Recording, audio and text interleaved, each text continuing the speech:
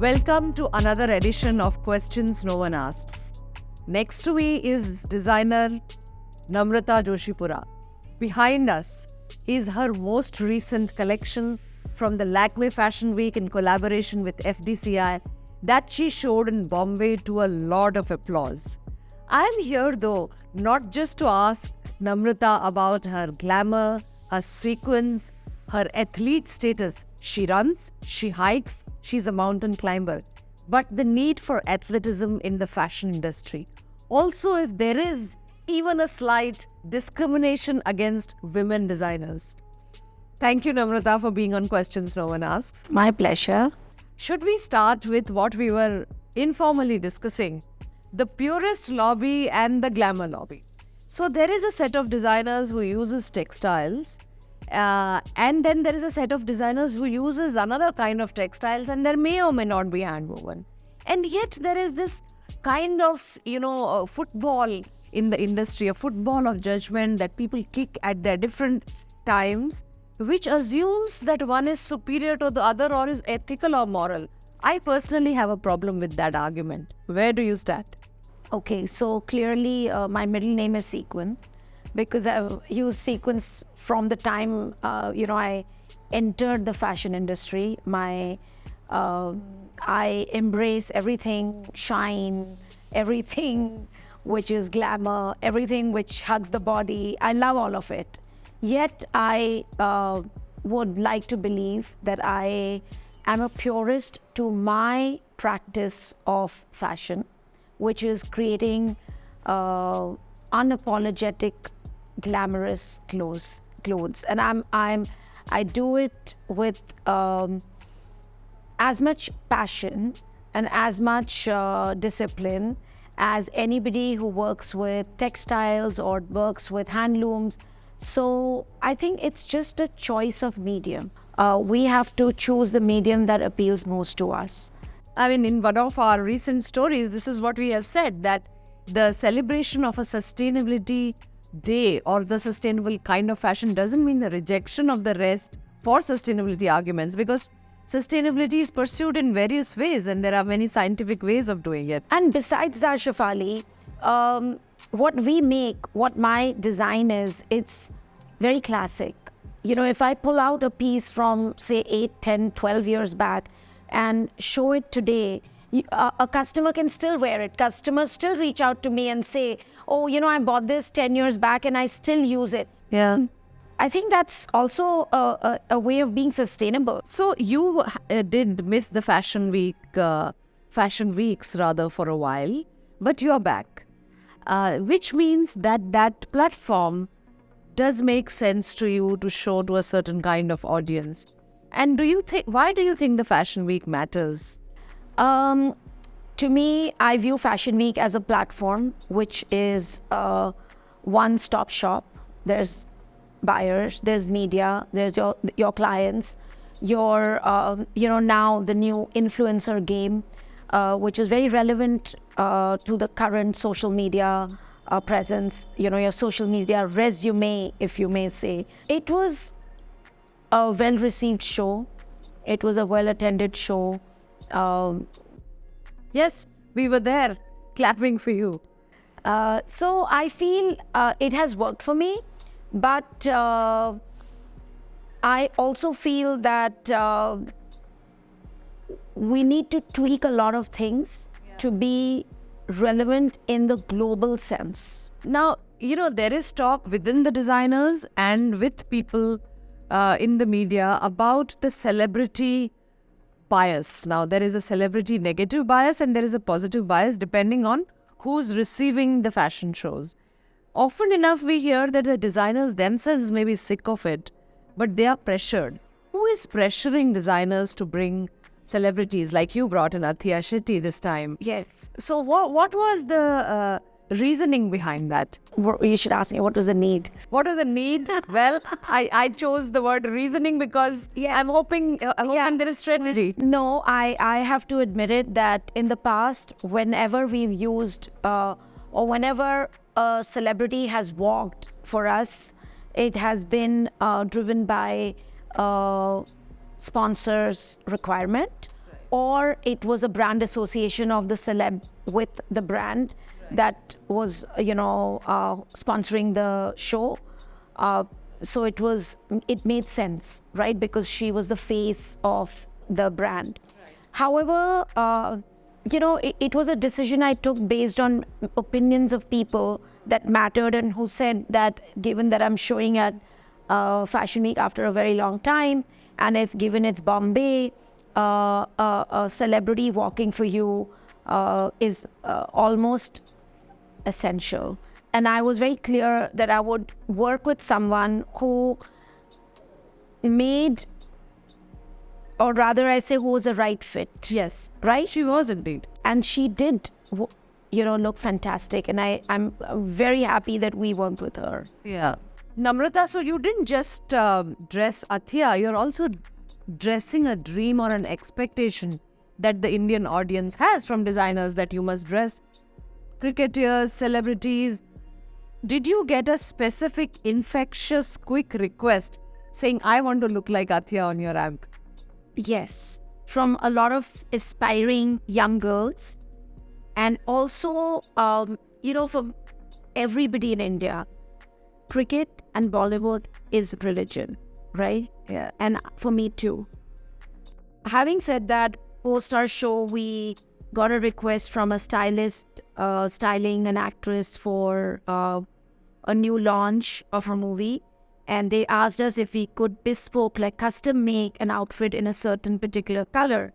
And we were very happy to do that because it's a sort of celeb association we look forward to. Right. Because that's in its real sense a collaboration. Yeah. Right? Yeah. That's a celebrity endorsement and we like that. Right? And it was for the actor that I'm talking about is Samantha Prabhu. I have a huge regard, respect and love for her grit, her determination, and of course her acting skills, and of course how stunningly gorgeous she looks. Yes. However, celebrities on runway has always been not my favorite part of the show. Why isn't there a woman at the absolute top of this industry? The reigning czars, or so to say, those including, and there are a couple of exceptions. There is Anita Dongre, and then in a smaller way, Anamika Khanna, I was going to say. But the biggest businesses, the running empires, a majority are men. And do you think this is incidental and purely a game of fame, fortune, fate, that, things that come together? Or is there something in the industry that's not working in the way of women? I think I really can't put my finger on it. Being a woman, I've never seen myself any different than, any difference between Rohit Bal, Tarun Telyani. Yeah, I view them on an equal platform. But having been pointed this out to me right now, it is making me think that, as much as a woman designer is out in the forefront, she still is a homemaker. She still has her children to raise. I'm not saying the men don't do that. Yeah. But, women definitely do have that responsibility. Yes. But I really don't know. But it's not like the industry is no, there is punctuating anything. No, I don't think. Yeah. I don't think there is a discrimination in our industry. Yes. And that's good to know. Yeah. I've never felt. I have never felt the difference. I've never been treated differently. I wanted to talk to you. You are an athlete, and amateur athlete. Well, let's not debate on that because it's proven, and your consistency and performance. Now, there was a setback that you had during COVID. Building back bodily is a little bit that I want you to talk to us about. But I also wanted you to tell us if there was any reflection during your COVID lack of being wellness, or incomplete wellness, so to say. Did you reflect on fashion as an industry, and were there any specific thoughts? Oh, yes, most certainly. And I don't think it's restricted to when I was unwell. The thought process continues. And very often, um, yes, it took me a very long time to recover. I had 2 very bad bouts of COVID. So Namrata Sequence Joshipura, as she calls herself, had 2 bad bouts of COVID. One of them rather scary. Yeah. So the first time when it's been a while now, I've run 2 marathons after that. So, but it did take me a very long time to come back. And during that time, I questioned many times about what is it, when you are in that space, you're very vulnerable. So it makes you think, it makes you question a lot of your decisions, makes you question a lot of your future decisions and how you're going to sort of navigate them.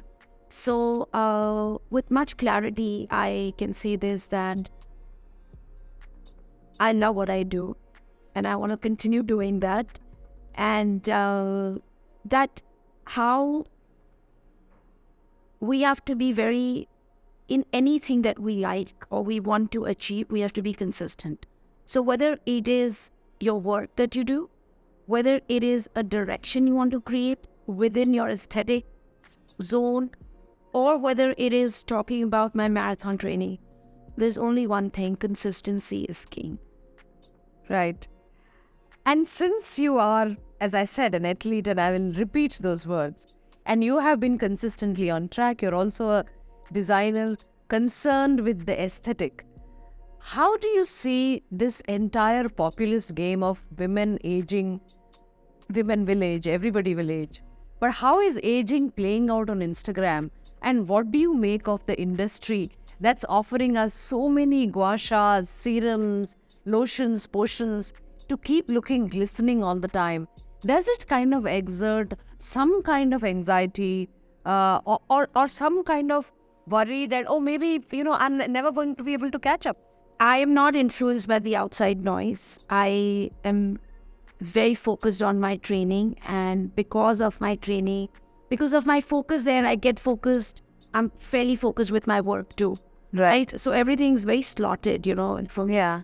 So getting, trying to catch up with the Instagram skin rage. I don't even want to go there. Your clothes had a sportsy, fit body, a trained woman's body sitting inside them. They were clearly for a woman who looks after herself. That also for some in the audience or in the consumer sections could be a pressure that I want to fit into those clothes. Is there a certain prism that you go through when you make clothes? And who is your audience then? Does your audience get segregated? Your customer, I mean. My, where we work with a wide age group.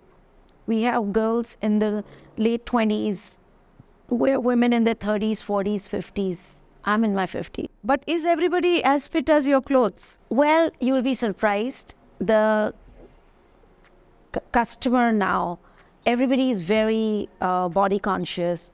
And having said that, we are not just catering to fit, slim women. We cater to everybody. We have plus sizes. And I feel, I don't have a perfect body. I'm far from perfect. I don't have the leanest body. I don't have a lean body like the models. But I embrace what works for me. So likewise, I think, as I said, fashion's very democratic. When you walk into our store, you'll find something for every body type. And that's how we want to be. And that's how I've always been. I can't be asking all questions, so I invite you to talk about, lastly, to wrap up, about media bias, about how you see the fashion media behaving, misbehaving, running away with entitlement, if at all. Given the social media platform, there is no barriers to entry now. Everybody's a critique, everybody's got a point of view, and you will always please some people and you'll always displease some people. and that's the playbook. And it doesn't. I don't see any merit or demerit in it. That's what it is. Thank you. Thank you for so very candidly answering all my questions. Most welcome. Thank you.